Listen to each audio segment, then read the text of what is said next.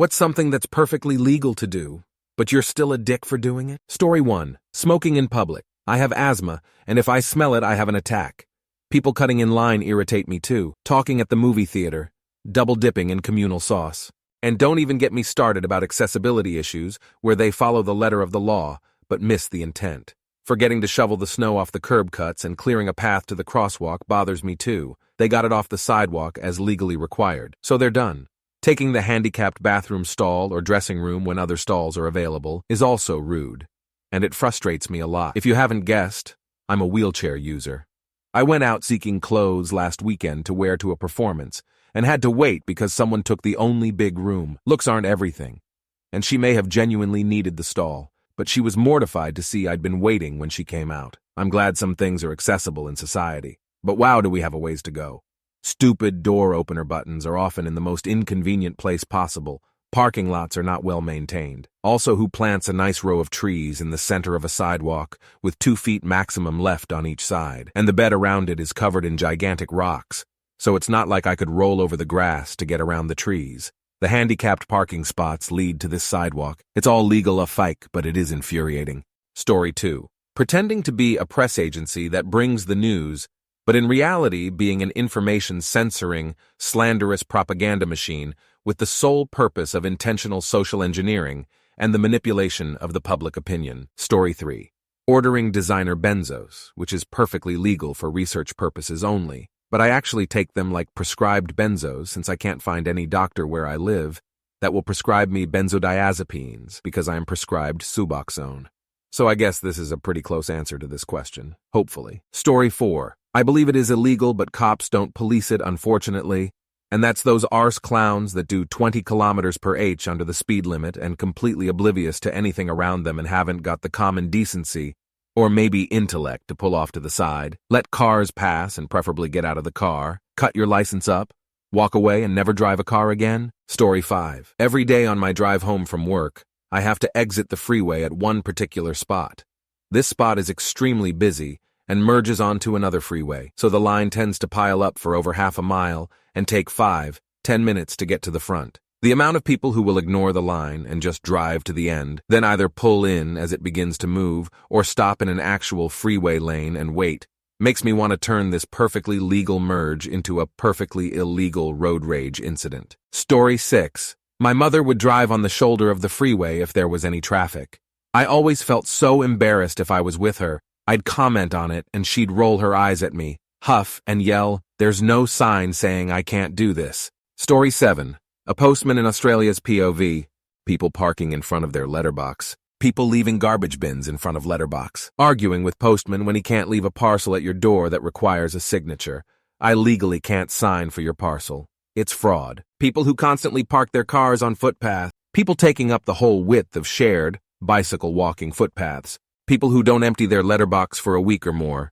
If you regularly get mail, empty it every day or two, please. Letterboxes without house numbers on them, or no house number on the house itself. Your regular postman might know what yours is, but someone who might take over for a day won't. If these things happen once every while, it's no big deal. I won't mind. But when it's every day, it becomes quite annoying.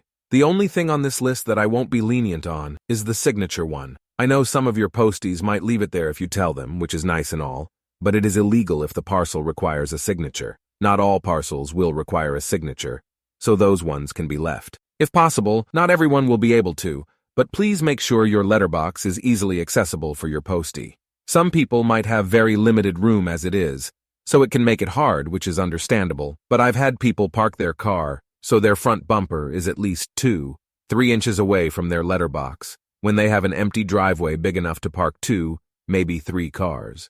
Story 8. Courting a nice person of your preferred gender, telling them you're falling in love, meeting their family, etc., etc., saying you really see a future together, then leave without explanation. Utterly cruel. Perfectly legal. I saw a short story about a man who hated women and wanted to hurt them, chose this as the best way. And I have a male cousin who kissed his girlfriend good morning before they left for work one day, and she came home that night to find every trace of him gone from their home.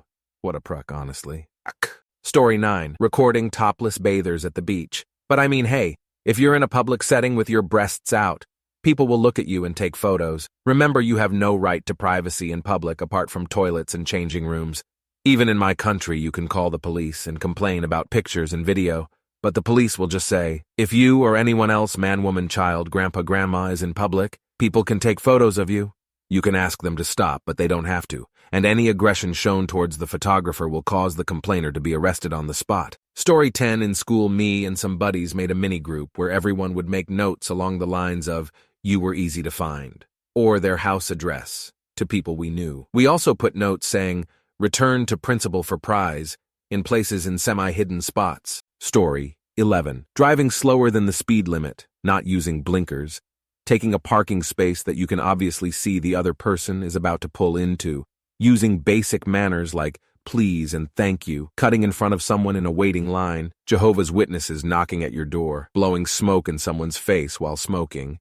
I'm a smoker too, not moving out of someone's way when you can see that they're carrying heavy stuff. I suppose those aren't full dick moves, but they're some of my pet peeves. Full dick moves would be letting out the air pressure from someone's tires, especially if it was the car that stole your parking spot, LOL. Opening the door for someone but purposely holding it half open so they have to squeeze through. Turning someone's windshield wiper sprayers around so that it sprays sideways. Again, don't do it to the person that stole your parking space. Paying the cashier all in coins for an expensive item, being one of those crazy exes that stalk your family's Facebook profiles and messages them. It's happened to me. Purposely ruining a movie for everyone in the theater by yelling out what's about to happen in the next scene. Being a billionaire and dodging your taxes by starting a fake charity. It happens way too often. Tax evasion is illegal, but tax dodging isn't. Being the head of a church religious organization and using people's donations for yourself instead of your community of people. I could keep going, but I'll stop there. Story 12. To me, it's not opening the door for someone. I live in the South, like Bible Belt South, and on my campus I open the door for everyone, and typically it's a shuffle for who opens it out of politeness, or PPL hold the doors open constantly. But sometimes I'll be walking coffee in hand, and the person near me by the door just lets it swing back or just opens it barely enough to let themselves through. And it just irks me, BC. You know I'm behind you, even with headphones in. BC, I still am able to keep the door open for someone behind me while I'm blasting music. And you still let the door just close on me. It's rude. Story 13. Taking the highest interest rate with the largest lender credit available on a conventional loan from a builder's lender, who is giving you a financial incentive for using their lender, but won't give you the incentive if you use another mortgage company even though the builder's lender doesn't have the best interest rates, and then a week later after closing on your home going to a great-priced mortgage lender and refinancing to get the best interest rate at current market pricing. Assuming that all of this makes financial sense for your unique circumstance. Story 14. Normal traffic goes 5 to 10 miles per hour over the limit, at least. If you're going to set your cruise right at the limit, move over to the right of your lane so we can see around you for oncoming traffic. Every damn day there's someone going right at or below the posted limit, hugging the center line. There might be 5+ cars deep behind them and we can't see if there's traffic coming or not. That's quite possibly more dangerous than going 10 miles per hour over the limit. Story 15. Using a used paper shopping bag as packing material for an online order through eBay. It is not a bad idea, except for the wet stain and smeared food on the bottom of the bag. Fortunately, the NES game was in an internal plastic bag inside the shopping bag, so it is probably all right. I'll clean it up and test it later today. Story 16. If you sprinkle while you tinkle, be a sweetie. Wipe the seedy. How hard is it, people? I'm also a squatter in public restrooms, don't want to sit to pee, and I get it. Piss doesn't always behave, but I always take some TP and wipe off any pee I might have accidentally got on the toilet. Story 17. Using tax loopholes to not pay your share when you make more than 90% of the population. I bought this painting for $4 million. My friend said it was worth 10, so I donated it to a museum and bought a new beach house with what I would have paid in taxes. It's legal, but you're a dick for it. Story 18. Disclaimer. I neither confirm or deny doing any of the things below. I may have placed that phone call, but no one answered. Paying your bar or food tab in nickels and pennies. Not giving up your seat for an elderly person. Bringing in a 4-course meal with you as you sit down to watch Oppenheimer in the IMAX cinema. Hogging a particular game at an arcade when you know there are kids, their parents, that have been waiting. Trashing a hotel room. Phoning a strip club and asking if you can place a pickup order. Story 19. I was once traveling with my then wife. We were visiting the British National Museum in London. Shortly after arriving, I realized that I needed to use the bathroom. I found my way to this huge bathroom with at least a dozen stalls and at least that many urinals. I picked the last stall at the far end to the bathroom. While I was in there, some idiot turned off the light, so there I am taking a dump in the dark. This was before cell phones, so I had no light source. A couple of minutes later, the light came on, and I could hear what sounded like a bunch of high school or maybe junior high school kids. I couldn't come out of the stall because it would have made me seem like a pervert. What the hell was that guy doing on the toilet in a dark public bathroom? So I decided to wait until they left. The only problem was that these kids didn't at all seem to be in a hurry to leave. I think they were horsing around and maybe spraying each other with the sink faucet. It was at least 10 more minutes before they went. I immediately flushed the toilet, washed my hands, and started looking for my wife, who I had left waiting for something close to a half hour. She was just on her way out the museum door to see if I had walked out onto the street. Story 20. Landlordism, or basically any instance of unearned capital income, interest, rent-seeking, profit-taking, stock income. These all literally just skim money off the top of other people's actually earned labor income. No, Kevin, you're not smart because you have 5 investment properties funding your retirement. You're literally just exploiting people who are actually productive and taking their income away from them, which they earned, and you didn't. You're going to tell me you earned it because you set and forget hired a property manager to handle the upkeep on those properties while you go on vacation ADN, sit on your arse? Give me a fucking break. Completely normalized in our economy because everyone aspires to become the idle rich these days. I hope that culturally, we can stop idolizing these people and begin to understand that they're the problem. The problem. Story 21. I don't do this, but when you're in the fast lane and someone switches lanes in front of you before you can pass them, and then proceed to go the same speed to pass the person in front of them as slowly as possible, drives me crazy. Story 22. I constantly want to fight my girlfriend's neighbors for being loud, disrespectful shits and scaring her young daughter. They also used her bins and she couldn't take her own rubbish out for a week. Just BC someone is away for a bit and has no time to get home to take in their bins is not an invitation to use them.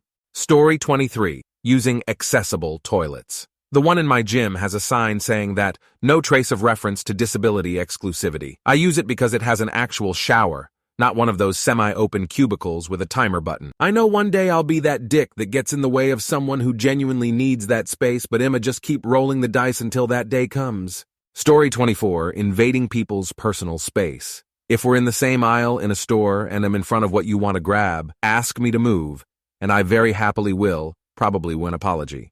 I've been in that situation so many times, and I'm generally a very aware person and will move instinctively if I see someone looks like they want to get by or something. But if you reach, step in front of me with no type of excuse me, or sorry, I just want to grab something, it's disrespectful. Or if I'm standing in line waiting to check out and you stand so close that I can damn near feel your breath on the back of my neck, we have a problem. Give people space and back TF up, please. Story 25. Most forms of general harassment, like being annoying or bothersome. In many states, you have to push it pretty far before it turns into criminal harassment. Also, if the last 10 years are any indication, being a Republican and threatening individuals, groups, and America as a whole. Story 26. Anything that people in those videos where they get wrongfully arrested do. Like, sure, it might not be illegal to do whatever stupid shit you were doing that got the cops called on you, but you didn't get arrested for nothing, and everyone in the comments of your snobbish videos is just calling you a menace to society and not in a good way. Story 27. Giving expired food to the homeless. Knew a guy who gave spoiled milk and expired stuff to donate to homeless. My aunt confronted him and asked if he'd fucking eat that shit. He said no, so my aunt went off on him saying that he's a dick, and homeless people should not have to eat someone's fucking expired food. Story 28. Reclining your airline seat without acknowledging the other person, and I don't care how many self-absorbed a-holes downvote me. I paid for my seat, so no one else matters. Yeah, you're a low-quality human. Also, listening to music videos out loud in a public space. Also, monopolizing when you're renting with strangers. Story 29. People seem to be listing petty grievance-type things, which are not really important in the grand scheme of things. Should there really be laws passed that someone can't turn the light off in a public restroom if there are people in the stalls? That said, though, I often use the phrase, just because something isn't illegal, doesn't mean it's not unethical. That applies to many things, IMO, especially in business.